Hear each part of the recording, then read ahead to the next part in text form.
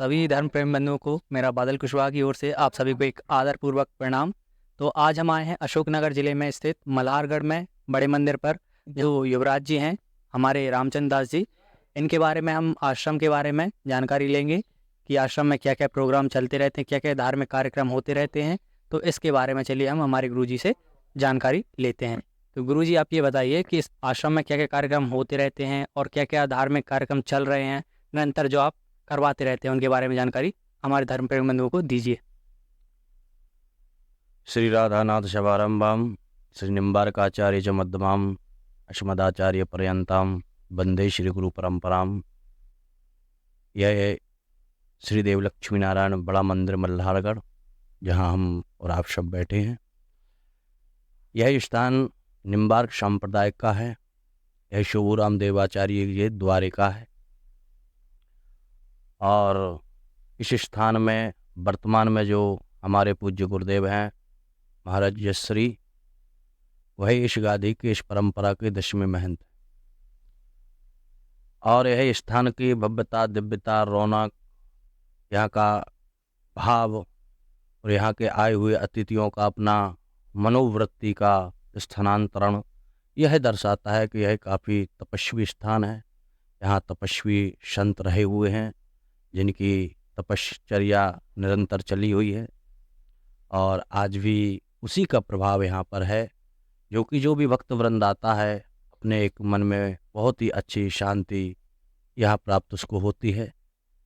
और यह स्थान ऐसा बताते हैं बुजुर्ग लोग, ग्रामीण लोग, और ऐसा संतों के मुख से भी सुना है कि 750 या 800 वर्ष पुराना है।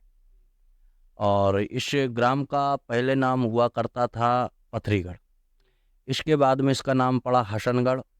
और जब मल्हार राव होलकर का ज़माना आया है तो यहाँ मल्हार राग के गायक बहुत अच्छे हुआ करते थे, तो उन्होंने यही जेठ की तपी दोपहरिया में मल्हार राग गाया और मल्हार राग गाने से जलावृष्टि होती है।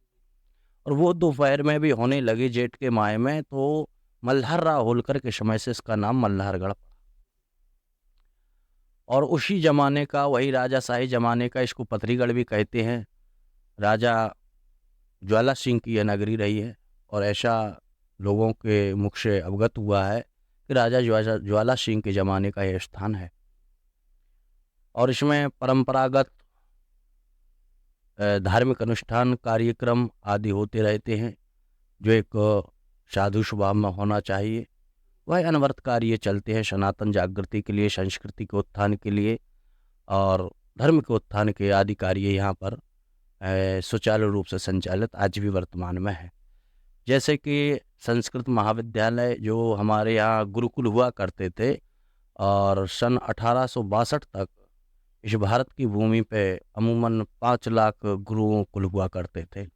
लेकिन जब मैकाले यहाँ पर आया है तो उसने अपनी जो पाश्चात्य संस्कृति यहाँ पर विस्तृत की है और उसने जो क्रिश्चियन स्कूल आदि जो खुले हैं, उससे हमारे कहीं ना कहीं गुरुकुलों पर आघात किया है उन लोगों ने।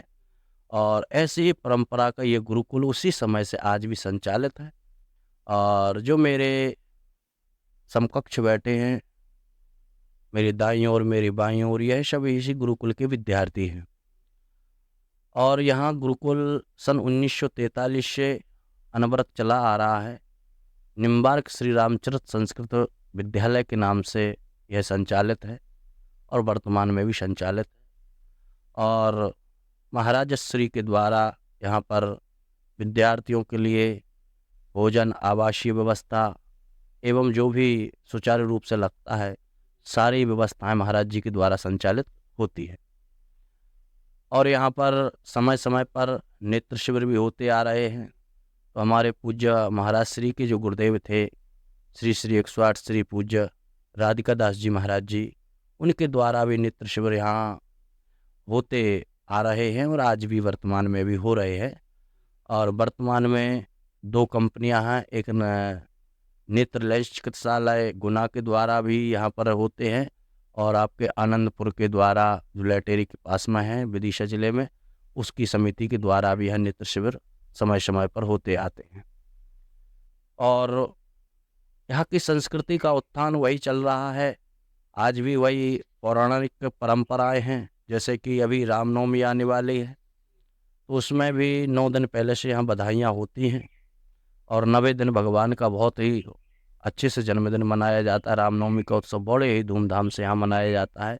शरद पूर्णिमा आदि, कृष्ण जन्माष्टमी आदि, यह कार्यक्रम बहुत ही अच्छे रूप से यहाँ पर पुरानी संस्कृति के द्वारा ही वही बधाइयाँ, वही लय, वही ताल आज भी यहाँ पर सुसज्जित हैं और ऐसा ही चल रहा है। और विद्यार्थी के बारे में बताइए, बच्चा आपको यहाँ फिर से भेजना चाहे तो उसके बारे में बताइए, उसको क्या क्या करना पड़ेगा। यहाँ पर विद्यार्थियों का अपना 6 वर्ष का यहाँ विद्याध्ययन है, तो कक्षा 5 पास करके वहाँ से जब आते हैं तो यहाँ पर संस्कृत विद्यालय में उनकी भर्ती की जाती है। उस भर्ती का समय गुरु पूर्णिमा से 15 दिन पहले से लेकर गुरु पूर्णिमा तक, जो आषाढ़ी में गुरु पूर्णिमा होती है उस दिन सभी का एडमिशन लिया जाता है। अर्थात विद्यार्थियों का 5वीं से जो आएंगे उनके लिए क्या है कि संस्कृति और संस्कृत को जो विशेष जानकारी है वह प्राप्त होती है। होने को विद्यार्थी 10वीं पास करके भी, 11वीं 12वीं पास करके भी यहाँ से आते हैं। लेकिन जो 5वीं पास करके आएगा, एक नन्हा शिशु जो रहेगा, उसे संस्कृत के लिए, संस्कृति के लिए और इस देश के लिए हमको क्या बनाना है वो हम बना सकते हैं।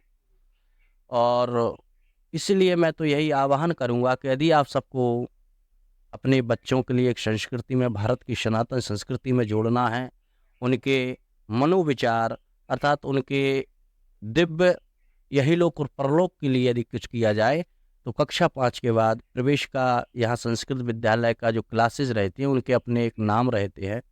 जैसे प्रवेशिका है तो प्रवेशिका की 3 कक्षाएं रहती हैं। कक्षा 6, 7, 8 ये प्रवेशिका की हैं। उसके बाद में मध्यमा की है, तो ये आपकी 9वीं और 10वीं मध्यमा की होती है। उसके बाद में उत्तर मध्यमा, जिसे 11वीं और 12वीं कहा जाता है।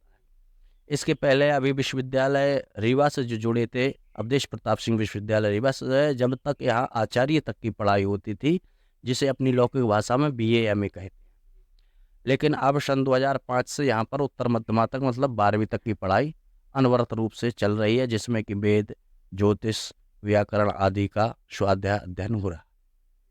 तो विद्यार्थियों, आप बताओ कि आपको यहाँ रहने में कैसा लगता है? घर वालों की याद नहीं आती?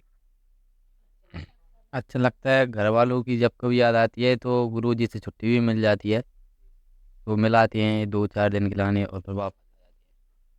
और रहने के लिए कैसी व्यवस्था है? रहने के लिए घर से भी ज़्यादा अच्छी व्यवस्था है। जो जो चीज़ घर पर नहीं उपलब्ध होती वो यहाँ पर भी मिल जाती। कोई एक अच्छा से श्लोक सुना दीजिए। गंगा तरंग रमणीय जटा कलापम गौरी निरंतर विभूषित वामेवागम नारायण प्रिय मनंग मदाप्यारम पारा ऋषिपुरपतिम भज विश्वनाथम। इसका अर्थ हमारे गुरुजी आपको बताएंगे। ये भगवान बुद्ध भवन भोलेनाथ जी का ध्यान है और इस ध्यान से भगवान शिव का आह्वान है।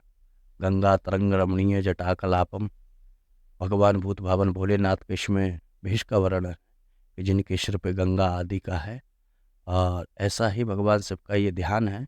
और इस श्लोक का वास्तविक यदि ध्यान किया जाए तो जहाँ काशी की अनुभूति होती है और काशी में जो भी वर्णित है कि काशी में मुक्ति मिलती है, तो ऐसे ही यदि इस मंत्र का या इसका हम ध्यान करते हैं नित्य प्रातः, तो वह काशी विश्वनाथ की ऐसी अनवरत कृपा होती है। क्योंकि यदि देखा जाए तो वेद शास्त्र जो भी है वो पहले नंबर भगवान शिव के डमरू से व्याकरण आया है, और उस व्याकरण से जैसे भगवान शिव का पहले डमरू बजा और उस डमरू से 14 सूत्र निकले और उन्हीं सूत्रों के द्वारा यहाँ पर व्याकरण बनाई गई है।